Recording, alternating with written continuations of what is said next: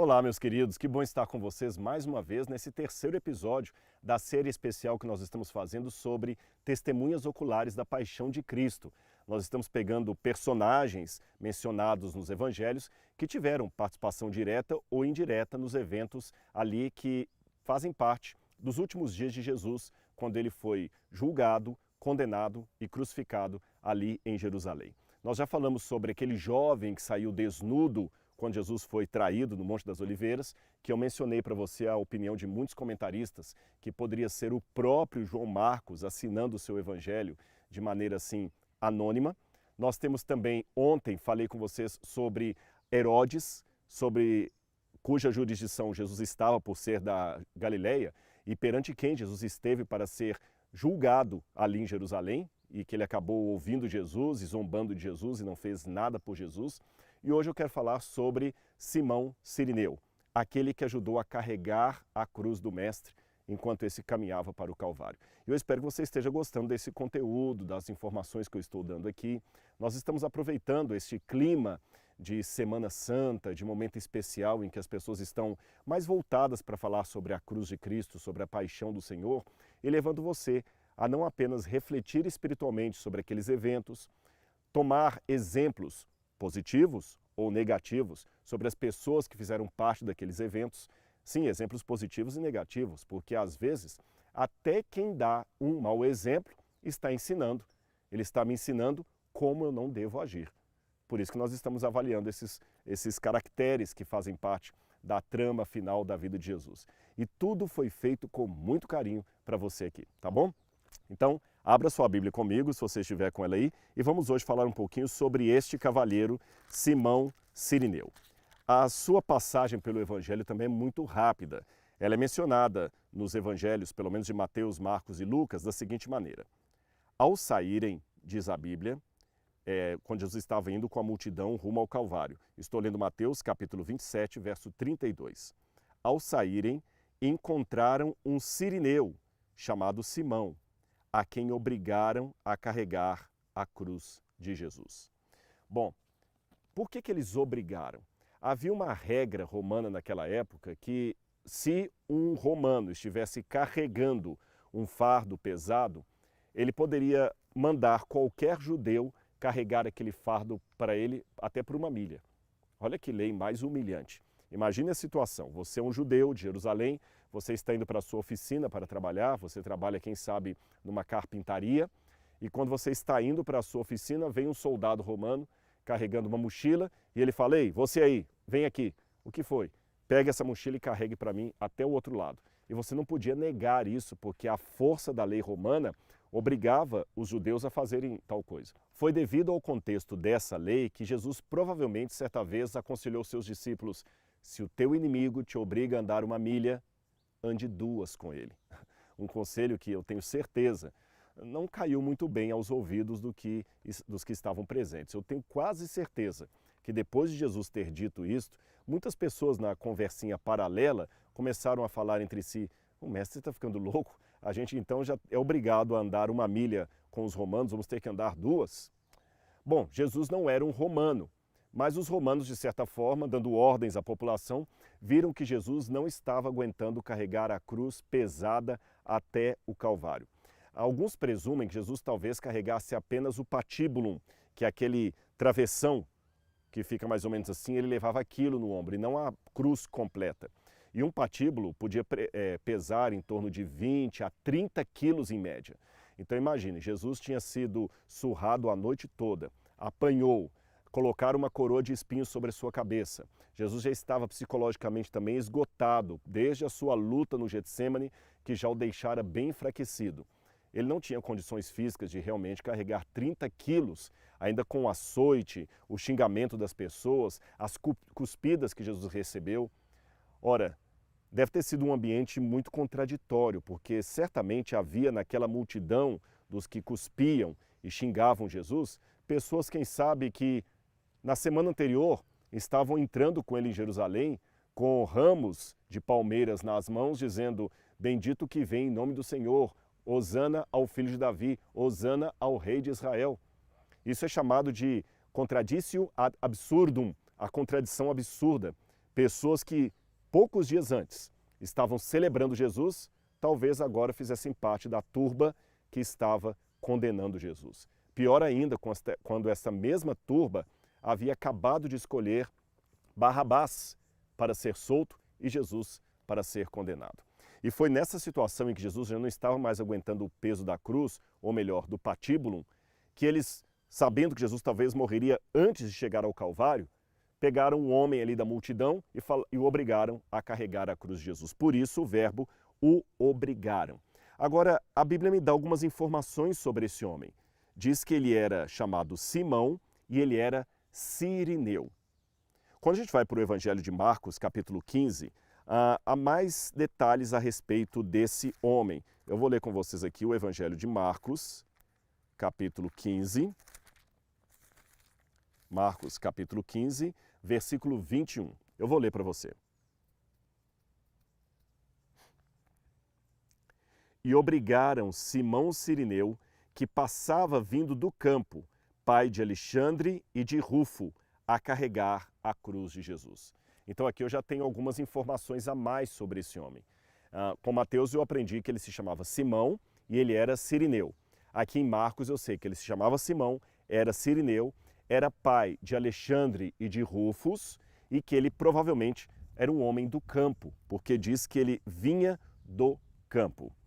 Bom, Cirene, até onde nós saibamos, é uma cidade do norte da África, provavelmente perto da atual Líbia. Dali teria vindo esse Simão Cirineu.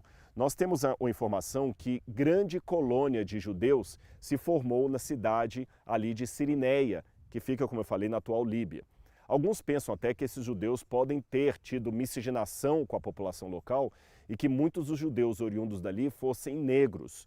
Por isso a tradição cristã, posteriormente, sempre retratou Simão como um homem de pele escura, como um homem negro.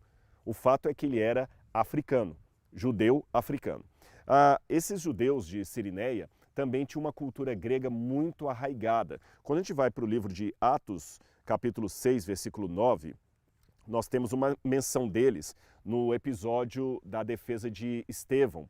Quando Estevão fez aquele discurso contra o templo, aqui diz o livro de Atos, capítulo 6, verso 9, então alguns dos que eram da sinagoga chamada dos libertos, dos sirineus, dos alexandrinos e dos da Cilícia e da província da Ásia se levantaram e discutiam com Estevão.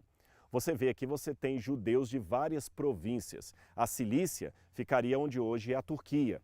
A Alexandria ficaria onde hoje é o Egito. E Cirene provavelmente é a Líbia atual. Então você vê que eram judeus de vários cantos, mas eram chamados de judeus helenizados. O que é isso? Judeus que estavam por demais aculturados dos modos de vida dos gregos. É como um brasileiro que mora muitos anos nos Estados Unidos e acaba colocando nomes americanos nos filhos. Ele é brasileiro, ele come arroz com feijão, ele assiste o noticiário do Brasil, ele ainda fala inglês com muito sotaque, mas ele tem filhos que já são mais americanizados. Assim também era com esses judeus. Eles tinham colônias nessas províncias que eu falei, e embora na colônia eles seguissem modos de vida judeus, ainda assim eles tinham uma ambientação muito grande com a atmosfera exterior, e nesse caso era a atmosfera da cultura grega, mesmo que eu esteja falando de judeus provindos de lugares como a Ásia Menor, como a África, e não necessariamente da Grécia propriamente dito. Aliás, o próprio Simão Cirineu, que era de uma dessas regiões mencionadas aqui, o nome dos filhos dele, mencionados aqui por Marcos, são Alexandre, que era um nome grego, Alexandros, e também Rufus, que era um nome latino. Ora, o que mais a gente pode aprender sobre esse Simão de Cirene? Diz que ele passava vindo do campo. Esta é uma nota que talvez cause um certo descompasso histórico. Eu vou dizer a vocês por quê. Era a época da Páscoa, era um feriado religioso. Logicamente, ninguém trabalhava. Nos feriados religiosos de Israel, desde aqueles tempos e até hoje, naquele dia, mesmo que fosse uma segunda, uma terça, uma quarta, uma quinta ou uma sexta, como era o caso aqui da Paixão de Cristo, era considerado um dia sabático. Era um sábado cerimonial. Então o judeu tinha o Shabat, no sétimo dia, porque ele repousava toda semana, e quando tinha uma festa religiosa, como era da Páscoa, aquele dia também era considerado um sábado, mesmo que caísse nos outros dias da semana. Então, nesse dia, os judeus não trabalhavam, eles não abriam comércio, eles não trabalhavam no campo, eles não colhiam, não plantavam. Então, como é que Simão vem do campo? Alguns comentaristas pensam que essa expressão quer dizer que ele vinha de fora de Jerusalém para as festas religiosas ali, e que talvez ele não morasse em Jerusalém. A bem da verdade, foi encontrado um túmulo no Vale do Cedron, foi escavado há muitos anos atrás esse túmulo, e nesse túmulo eles encontraram ali vários lóculos e dentro dos lóculos alguns ossuários. O que são ossuários? Caixas de pedra com ossos das pessoas que estariam sepultadas ali. E numa das caixas de pedra há o nome Alexandre, filho de Simão. Então muitos pensam que esse Alexandre, filho de Simão, seria o próprio Alexandre mencionado aqui em Marcos capítulo 15, verso 21. E você pode falar, tá, Rodrigo, mas talvez tinha muitos Simões e muitos Alexandres, correto? Só que numa outra parte desse ossuário está escrito que ele era de Cirene, ou da cidade dos Quirineus. Ele era sirineu, como o Simão Sirineu. Então aí a hipótese já começa a reduzir para ser apenas um homem. A probabilidade de serem outros começa a reduzir para ser esse Alexandre, porque nós temos o túmulo escrito ali de um Alexandre de Cirene, filho de um homem chamado Simão. E toda a família dele estava sepultada ali. Então eram pessoas de posses, de posses. Agora tem um outro detalhe também. Tudo indica que esse Simão Sirineu, depois ele acabou se convertendo ao cristianismo. Sabe por que nós deduzimos isso? Veja bem, se ele fosse apenas alguém anônimo no meio da multidão, que os romanos obrigaram a carregar a cruz, ele carregou e depois foi embora, como é que Marcos saberia o nome dele, de onde ele vinha e o nome dos filhos dele? Então, para ele ter todas essas informações biográficas a respeito de Simão, tudo indica que Simão e seus filhos tornaram-se íntimos do grupo dos apóstolos, ou seja, é bem provável que eles acabaram se convertendo e integrando todos aqueles que vieram para o movimento cristão primitivo.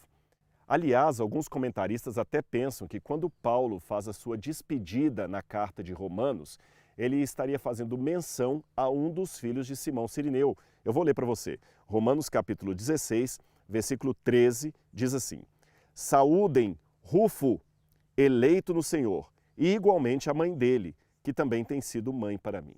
Como Rufo ou Rufus não era um nome tão comum, como eu falei, era um nome latino, tudo indica que esse Rufus seria irmão de Alexandre, filho de Simão Sirineu, aquele homem que carregou a cruz de Cristo.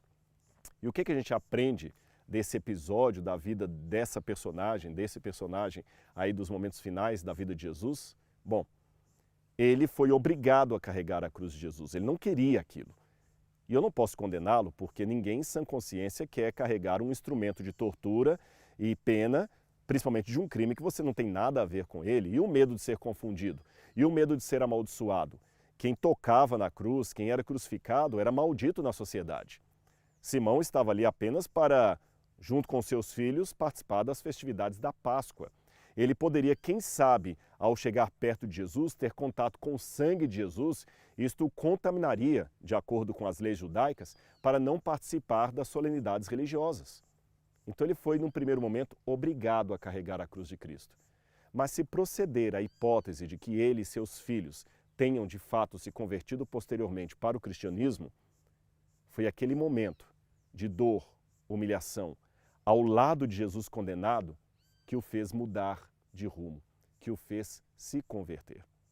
E a partir da experiência de Sirineu, eu faço uma pergunta reflexiva para mim e para você hoje. Será que nós estamos dispostos a seguir Jesus, mesmo nos momentos em que isto implique carregar a cruz de Cristo? Nós não podemos, é lógico, como seres humanos, ter o mesmo tipo de sofrimento que ele teve, porque ele era o Filho de Deus. Mas ele nos convida a tomar a nossa cruz e segui-lo. Será que eu estou disposto a sofrer por Jesus? Lembre-se, a manhã da ressurreição é antecedida pela sexta-feira do Calvário.